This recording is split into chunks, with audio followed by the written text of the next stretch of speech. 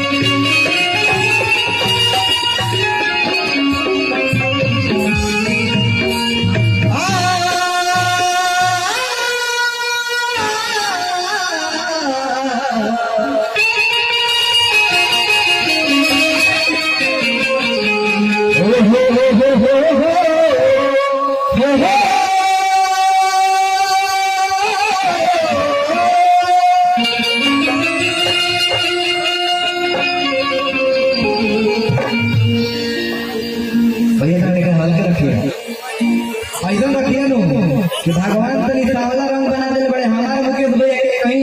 लगा था जोड़ी पर भाई को हमरे के चल रहा आज भैया मुलाकात कर लेकिन कुछ मिल रहा है कि तुम मरतनी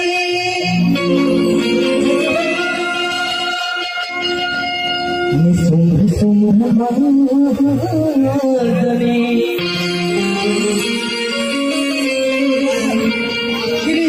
शुंभ मर्दनी प्रचंड मुंड खंडनी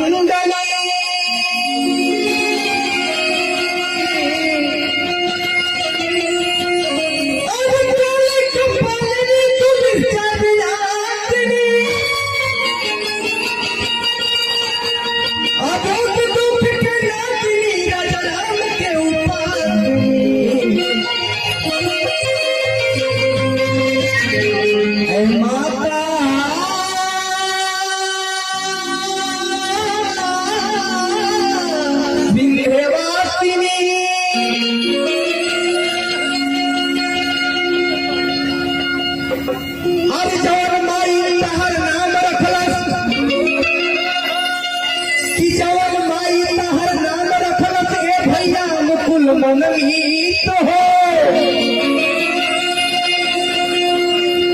आज तक तहरा चिन्हत न जानत रहे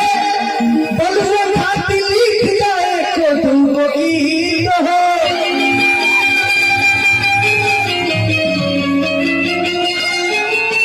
कितना बड़ाई करिए भाई मुकेश हो पहला मुलाकात कितना बड़ाई करिए भाई मुकेश हो जब तक बलुआ गावे जिंदगी में तहर साथ रहे रमेश हो। देखो भैया हम किताब कॉपी लगे नहीं गए कि हजारों का फोन नहीं है कि हमको नजरअंदाज निकाल जाला खबर पूछो तो कौन मालूम हम एक छोटे लड़के हैं स्टार है ना कुछ है मैं जीरो हूँ और मैं जीरो में खुश हूँ क्योंकि सबसे पहले अगर कोई स्टार बनता है तो अपने आंगन से बनता है। अगर बाप अगर तो पीठ ठोक देना तो बेटा खेला था बार जाके छक्को मारो दे और 2020 के तो हम कॉलेज से खेल रहे थे आज 99 को मैच खेल रहे हैं सेंचुरी मारेगा मुकेश भैया लड़का कहा था किया रे हे जगदम्बा गीत नहीं थे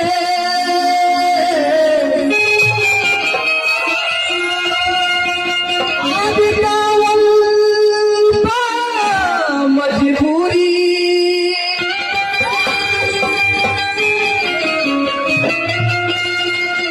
अब तेरी दवाई नमन करी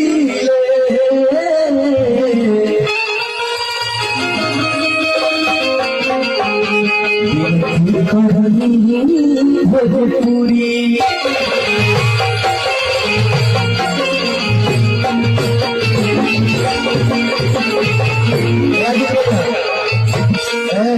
अपने पखेला खत्म हो गए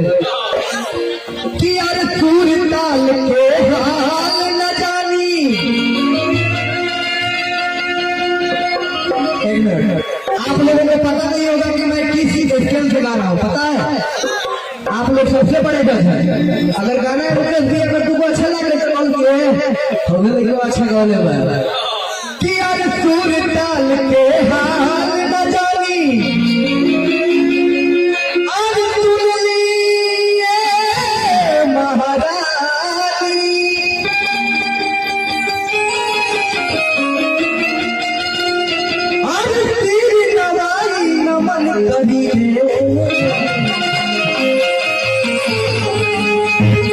वास करो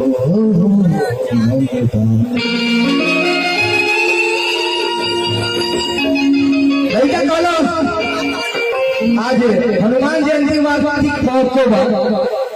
सब प्रकार के गाना भैया धीरे धीरे सब प्रकार के गाना बजाना हो गया नहीं। आदरणीय लो बाबा ने बहुत अच्छा बजरंग बली और राम जी का गीत गाया। आदरणीय मनीष सम्राट